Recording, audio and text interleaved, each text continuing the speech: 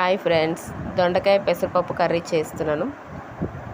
First కళాయి పెట్టుకొని oil పోసుకున్న తర్వాత శనగపప్పు, మినప్పప్పు, ఆవాలు, జీలకర్ర, కరివేపాకు, వెల్లుల్లిపాయలు వేసుకున్నాను.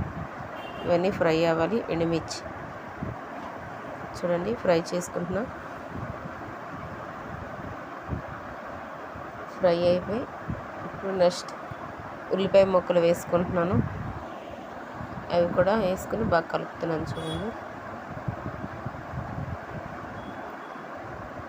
ఉల్లిపాయ ముక్కలు వేగిపోయి ఇప్పుడు దొండకాయ ముక్కలు కట్ చేసుకుని దొండకాయ ముక్కలు వేసుకుంటున్నాను. చూడండి అవి కలుపుకొని నెక్స్ట్ ఒక కప్పు పెసరపప్పు వేసుకుంటున్నాను. ఇవి కలుపుకొని ఒక 5 minutes 10 minutes బాగా మగ్గనివ్వాలి.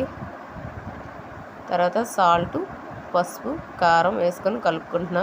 ఇప్పుడు కూడా 5 minutes 10 minutes మగ్గనిచ్చాక మళ్ళీ కలుపుకుంటే ఇగోండి కూర రెడీ అయిపోయింది. ఎమ్మి దొండకాయ పెసరపప్పు కర్రీ రెడీ.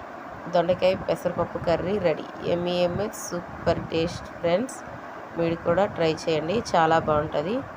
బాయ్.